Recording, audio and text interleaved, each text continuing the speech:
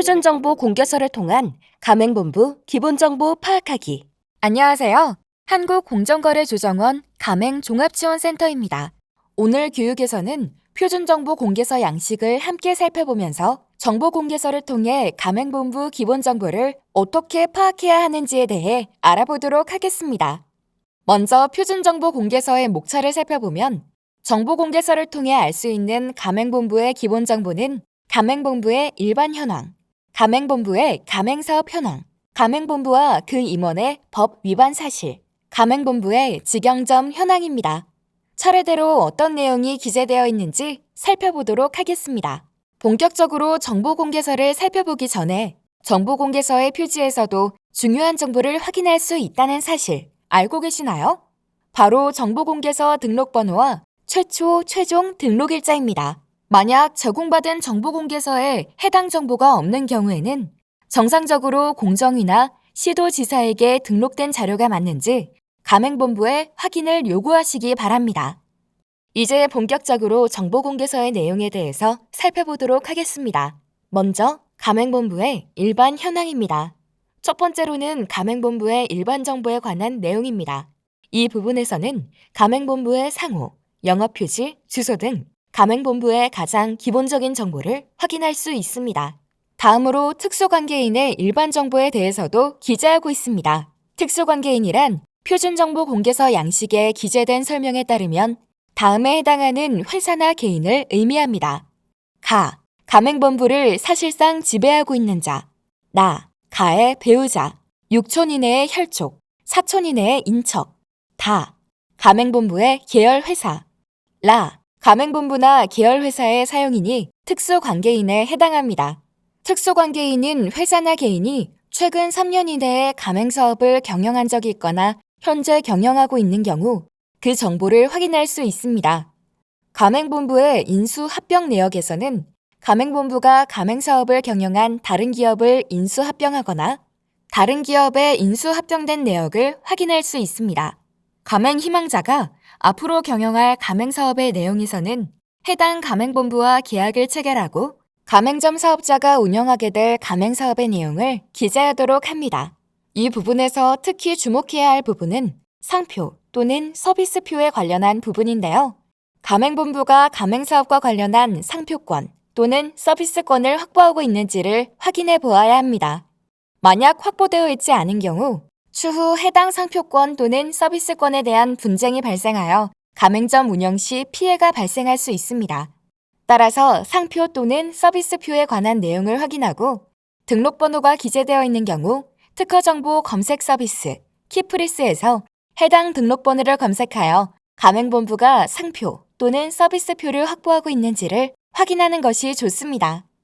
바로 전 세계 사업연도의 재무상태표 및 손익계산서 부분에서는 가맹본부의 바로 전 3년 동안의 재무상황 요약과 바로 전 3년 동안의 가맹사업 관련 매출액을 확인할 수 있습니다. 이를 통해 가맹본부의 자산에서 부채가 차지하는 비율이 어떠한지, 매출액과 영업이익 및 당기순이익은 얼마인지, 매출과 이익은 성장세를 보이고 있는지 등을 파악하여 가맹본부의 안정성과 성장성을 가늠할 수 있습니다. 가맹본부의 임원 명단 및 사업 경력 부분에서는 가맹본부의 임원 명단과 그 사업 경력에 대해서 기재하고 있습니다. 표준정보 공개서 양식은 가맹사업과 관련된 임원과 관련되지 않은 임원을 나누어 기재하도록 안내하고 있으므로 가맹사업과 관련된 임원의 경우 가맹사업 경력을 보유하고 있는지, 가맹사업과 관련이 없는 임원의 경우에는 담당 업무와 관련된 사업 경력을 보유하고 있는지를 검토하는 것도 해당 가맹본부의 사업 역량을 확인하는 데 도움이 될 수 있습니다. 바로 전 사업연도 말 임직원 수는 해당 가맹본부의 임직원 수를 확인할 수 있어 가맹본부의 규모를 짐작해 볼 수 있습니다. 가맹본부 및 가맹본부의 특수관계인의 가맹사업 경영 사실 부분에서는 가맹본부 및 가맹본부의 특수관계인이 최근 3년 동안 가맹사업을 경영했던 사실에 대해 기재하고 있습니다. 사업 내용 항목에서 구체적인 사업 내용을 확인할 수 있습니다. 사용을 허용하는 지식재산권 부분에서는 가맹본부가 가맹점 사업자에게 사용을 허용하는 지식재산권을 기재하고 있습니다. 다음으로 가맹본부의 가맹사업 현황에 대한 내용을 살펴보도록 하겠습니다. 먼저 가맹본부의 가맹사업 현황에서는 가맹 브랜드를 시작한 날, 가맹 브랜드의 연혁, 가맹 브랜드의 업종에 대해서 기재하고 있어 가맹 브랜드의 업력이나 업종 및 주요 상품에 대해 확인할 수 있습니다. 바로 전 3년간 사업연도 말 영업 중인 가맹 브랜드 가맹점 및 직영점의 총수 부분에서는 전체 가맹점 및 직영점 수에 대해서 확인할 수 있습니다. 가맹점 및 직영점 수는 영업 중인 점포 수에 대해 기재하도록 정하고 있습니다. 바로 전 3년간 가맹 브랜드 가맹점 수 항목에서는 직전 3개년 동안 해당 가맹본부의 신규 개점, 계약 종료, 계약 해지, 명의 변경한 가맹점 수에 대해 각각 기재하도록 규정하고 있습니다. 이 부분에서 주목해야 할 내용은 가맹점의 변동 현황인데요. 특히 계약 종료 및 계약 해지 점포 수가 비교적 많은 경우 가맹점이 가맹본부의 운영에 불만을 갖거나 가맹본부가 가맹사업을 소홀히 관리한 것이 원인일 가능성도 있기 때문입니다. 가맹 브랜드 외에 가맹본부가 경영하거나 특수관계인이 경영하는 가맹사업 현황 부분에서는 가맹본부 또는 가맹본부의 특수관계인이 경영하고 있는 가맹사업의 직전 3년 전 현황에 대해서 기재하고 있습니다. 구체적으로 상호, 영업휴지, 정보공개서 등록번호, 업종, 가맹점 및 직영점의 수를 기재하도록 정하고 있습니다. 이 항목을 확인하였을 때 가맹본부 및 가맹본부의 특수관계인이 동일하거나 비슷한 업종의 브랜드를 다수 운영하는 경우 향후 영업지역 보장 등에 있어 불이익이 발생할 가능성이 있으므로 주의 깊게 살펴보시는 것도 도움이 될 수 있습니다.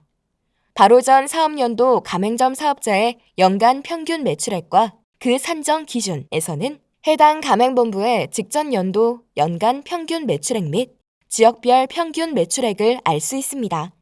지역별 평균 매출액의 경우 직전 사업연도 말 기준 영업 중인 가맹점 사업자가 5곳 이상인 광역지방자치단체인 경우만 분류할 수 있으며 5곳 미만인 경우에는 해당 없음으로 기재할 수 있습니다. 또 가맹점의 영업개월 수가 6개월 미만일 경우에는 해당 가맹점의 매출액은 매출액 산정 자료에 포함되지 않습니다. 이 내용을 통해 해당 가맹본부의 가맹자 사업자가 대략적으로 어느 정도 수준의 매출을 올리고 있는지를 유추해 볼 수 있습니다. 보다 유의미한 정보를 제공하기 위해 직영점 매출은 제외하고 기재하도록 정하고 있습니다. 다만 평균의 함정이라는 말을 들어보셨을 텐데요.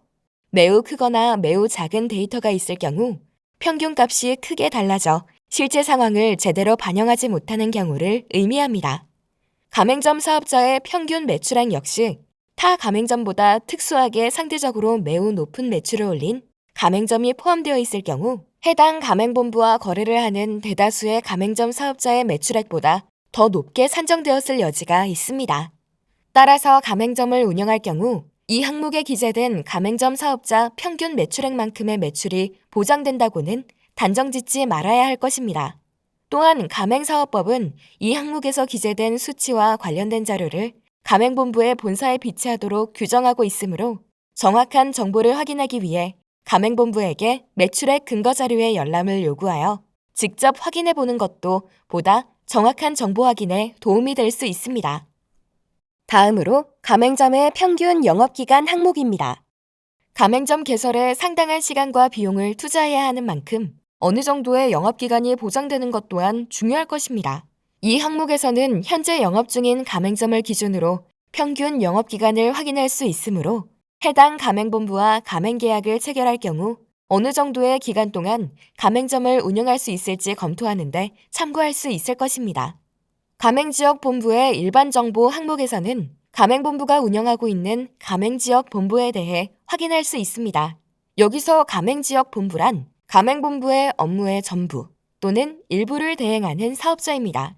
이 부분에서는 가맹본부가 가맹지역본부에게 부여한 권한에 대해 구체적으로 기재하게끔 되어 있으므로 가맹지역본부와 가맹계약에 대한 협의를 진행하시는 경우라면 가맹지역본부의 일반정보 항목에서 가맹지역본부의 권한에 대해서 확인해 보시기 바랍니다. 광고, 판촉, 지출 내역에서는 가맹본부가 가맹사업과 관련하여 광고비 및 판촉비를 사용한 내역에 대해 확인할 수 있습니다. 광고비 및 판촉비는 정해진 분담 비율에 따라 가맹본부와 가맹점 사업자가 이를 분담하기도 하므로 추후 가맹점 운영 시에 부담해야 하는 광고비 및 판촉비를 유추하는데 가맹본부의 광고, 판촉 지출 내역을 활용할 수 있습니다. 다음으로 가맹금 예치 항목입니다. 가맹본부는 가맹사업법에 따라 가맹점 사업자로부터 직접 가맹금을 지급받는 것이 아니라 가맹금을 예치기관에 예치해야 하고 예치된 가맹금은 가맹점 사업자가 영업을 시작하거나 가맹계약 체결일부터 2개월이 지난 경우에 이 가맹 예치금이 가맹본부에 지급됩니다. 따라서 이 가맹금을 예치하기 위해서는 예치기관이 필요한데요. 가맹금 예치 항목에서 해당 가맹본부의 가맹금 예치기관 및 예치 방법에 대해 기재하도록 정하고 있습니다. 가맹점 사업자 피해보상보험 등의 체결 내역에서는 가맹본부가 가맹점 사업자 피해보상 보험 계약을 체결하였을 경우 그 체결 내역에 대해 기재하며 가맹본부가 가맹점 사업자 피해보상 보험 등에 가입하지 아니하였을 경우 해당 없음으로 표시하도록 정하고 있습니다. 가맹점 사업자 피해보상 보험 계약이란 가맹본부의 가맹금 반환 의무의 불이행 등으로 인해 가맹 희망자나 가맹점 사업자가 피해를 입었을 때 보험회사가 가맹본부를 대신하여 가맹 희망자나 가맹점 사업자에게 그 피해를 보상해주는 계약을 의미합니다. 가맹본부가 보험회사 등과 가맹점 사업자 피해보상 보험 계약을 체결한 경우에는 예외적으로 가맹 희망자나 가맹점 사업자가 가맹본부에 예치 가맹금을 직접 지급할 수 있으므로 가맹본부가 가맹점 사업자 피해보상 보험에 가입되어 있는지 이 부분을 통해 확인해 보시기 바랍니다. 다음으로 가맹본부와 그 임원의 법 위반 사실에 대해서 알아보겠습니다. 여기에서는 공정거래위원회 또는 시도지사의 시정조치 등 민사소송 및 민사상 화해, 형해 선고에 대한 내용을 포함하고 있습니다.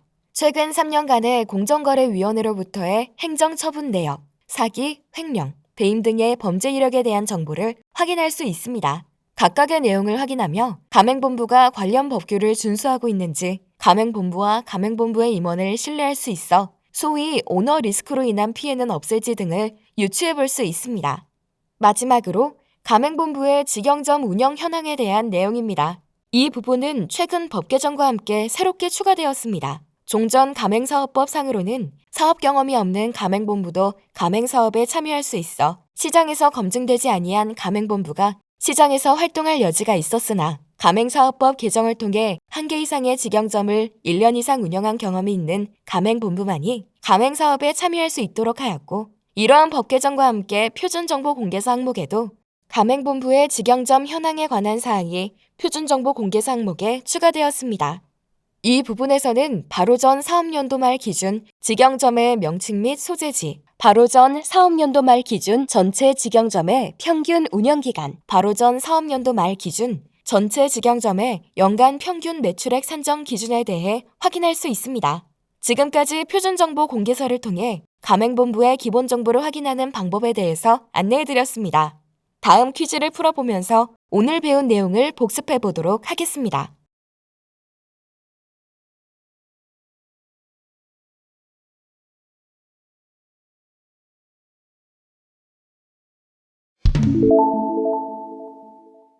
오늘 공부한 내용을 정리하며 오늘의 교육을 마칩니다. 감사합니다.